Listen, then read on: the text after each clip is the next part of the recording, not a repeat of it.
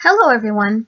Anna Garcia, Karla, Hickey, and I, Louifar Mamedova, have chosen to do our lesson on a pragmatic area that has to do with awareness raising of different registers, social languages. Social languages are what we learn and what we speak, as John Gee mentioned in his book. As an example, he spoke about Jane, a girl who did not believe that we use different forms of language when speaking to different people, but believed that when an individual speaks differently to someone else, it is considered failure of being oneself.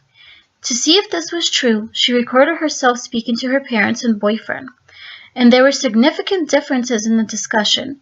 She used two different forms of language. With her boyfriend, the language that she used was informal because she used some inappropriate words, while with parents, she used formal language. Another example is if I was greeting my friends or someone who I am familiar with. I would say something like, "Hey, how are you?" with a lot of expression, might even say it loud. While with someone that I am unfamiliar with, I would greet them in a more formal way. For example, "Hello, how are you doing?" with less expression. Overall, we change our form of language based on the social situation. Social registers have to do with how and why do we speak to people differently. So Karla will examine body, language, and facial expressions. This will be a mini lesson by Louifar Mamedova. Before I start my mini lesson, I want to share small information from an article that I found. Marine Angel, Rita Bailey, and Laura Lorson, in their article, Systematic Instruction for Social Pragmatic Language Skills in Lunchroom Settings, mentioned that most social interactions take place during recess and lunch, so the best times to observe students when they are interacting with one another are during lunch and recess.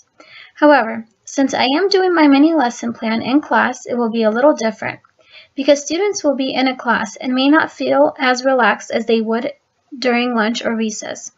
But the discussion about a cartoon will be something fun to discuss, especially for second graders. My target audience is elementary beginning English language learners, second grade. By doing this activity, students will become aware of social languages and they will learn that we use different forms of language depending on the situation and setting. Students will be shown a video of a girl who is mean in school, in other words, a video about a bully. The video is a perfect way to show social languages and how individuals automatically use different forms of language with different people. Students will be asked to discuss the video with their classmates. I will ask students to choose a partner to discuss the video with. They will have about 10 minutes to discuss the video. This will show that students tend to use a different form of language when talking to someone who they are familiar with. Then I will choose a partner for students to discuss the video with, because some of the students do not talk to each other on a daily basis. This will show if students tend to use a different form of language when they are unfamiliar with the person. This discussion will also be 10 minutes. I will then come around to ask students to discuss the video with me. This gives me a chance to see if students use a different form of language when speaking to their teacher. After, I will tell students about social languages. I will start off by saying that if you did not notice, most of you spoke differently to me as well as to those students that you do not talk to on a daily basis. In addition, the reason for why I showed you the video is because it is a great example of social languages. The video showed how we tend to use different forms of language when speaking to someone who we are unfamiliar with, and who we are familiar with. The bully acted tough and used a different form of language with the boy. She called him names and spoke to him rudely, while with the teacher and her mother she spoke with respect. Moreover, towards the end of the video, she used a different form of language when apologizing to Shrimp, Jeffrey. So to see if this mini lesson would be effective, I tried it on two of my students who I tutor. They were shown the video and they discussed the video. The students were familiar with each other, so while discussing they made jokes, were relaxed, did not worry too much about speaking grammatically correct. Once I asked the students to tell me what the video was on, both of them used formal language, showed respect, and did not joke. Thank you. Hello, my name is Anna Garcia, and my mini lesson will be on teaching academic language through classroom discussion. Gee defines social languages as any variety or style of speaking or writing associated with a socially situated identity of any sort. This includes dialects or varieties of language associated with distinctive social identities and their concomitant practices. Like all students, English language learners must learn the vocabulary and speaking styles associated with being a student. In other words, ESL students have to acquire academically appropriate language and learn how to use it successfully in the classroom. One way that students can learn academic language is through the use of sentence frames in classroom discussion. While TESOL educators should be mindful of providing students with opportunities to use language authentically, research shows that students benefit from being taught rules and structures for language use. This is particularly beneficial for learning academic language, as many students who enter the classroom do not have the capacity for expressing themselves in academically appropriate ways. When teachers make such language matters explicit and provide direct guidance, pupils have been found to be enthusiastic and effective at grasping educated ways of using language for sharing and constructing knowledge. The target audience for this lesson is to intermediate high school English language learners. For this lesson, students will use sentence frames in order to have a conversation about a shared assigned text in the classroom. The student learning outcomes for the lesson are: students will maintain a conversation using sentence frames in order to ask for clarification, paraphrase statements, agree or disagree with statements, and build on other students' responses. Students will also be able to support their own claims by referencing evidence in a text. The steps in the lesson are: before the lesson begins, distribute a table for students to fill out during the course of the discussion. The teacher will lead the students through individual points as seen in the left-hand column, so that they can understand the intended meaning and use of each new discussion frame that will be introduced.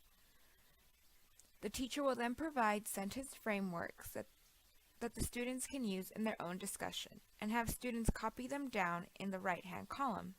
Here are some examples. Students should be divided into smaller groups to encourage participation.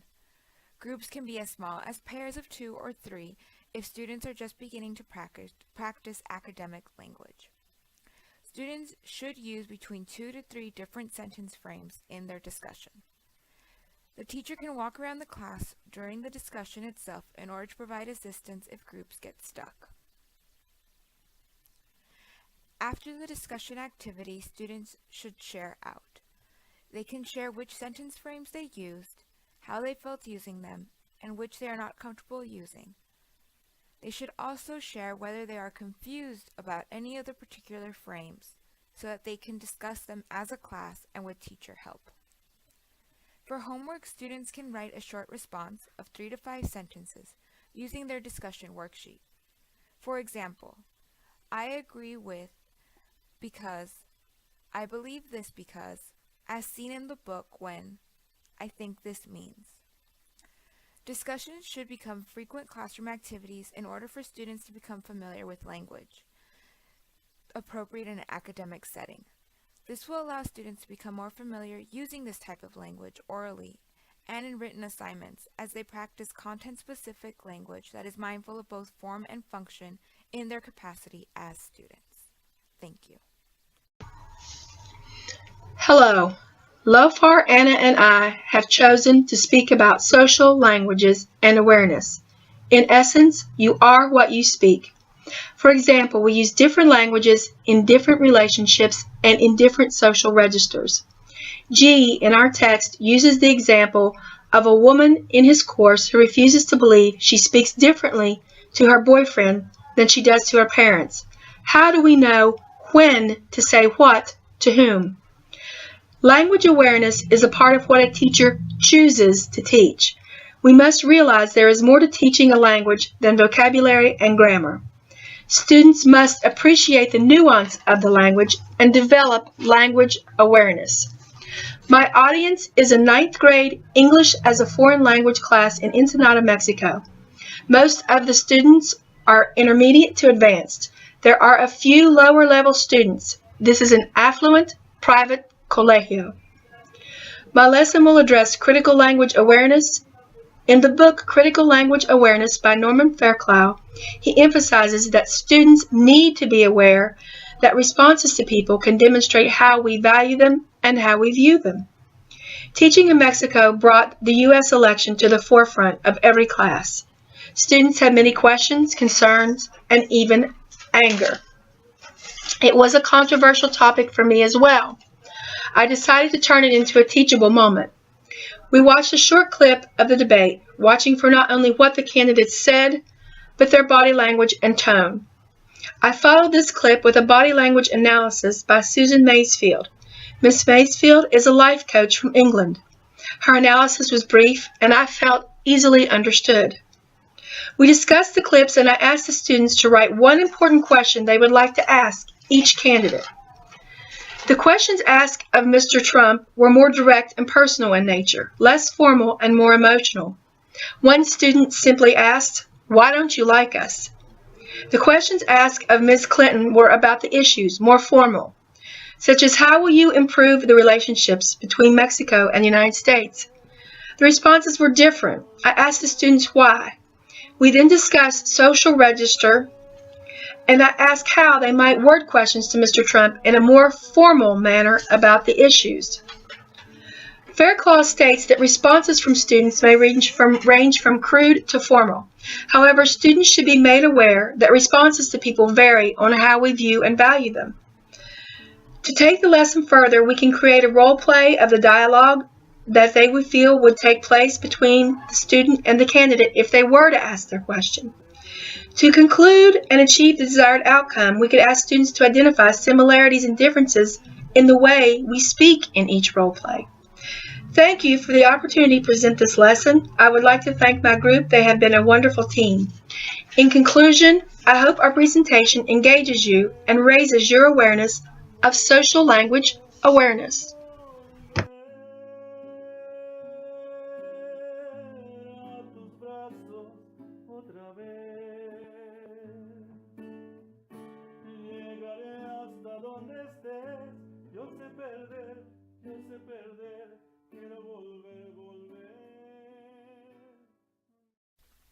As Guy says, discourses are ways of enacting socially significant identities and associated practices in society through language, and ways of acting, interacting, valuing, knowing, believing, and using things, tools, and technologies at appropriate times and places.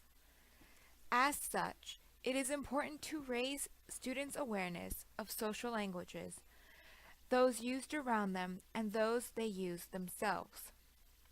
Teaching both social languages and social awareness helps students better contextualize their language use and makes them mindful of language they are exposed to outside the classroom. Thank you.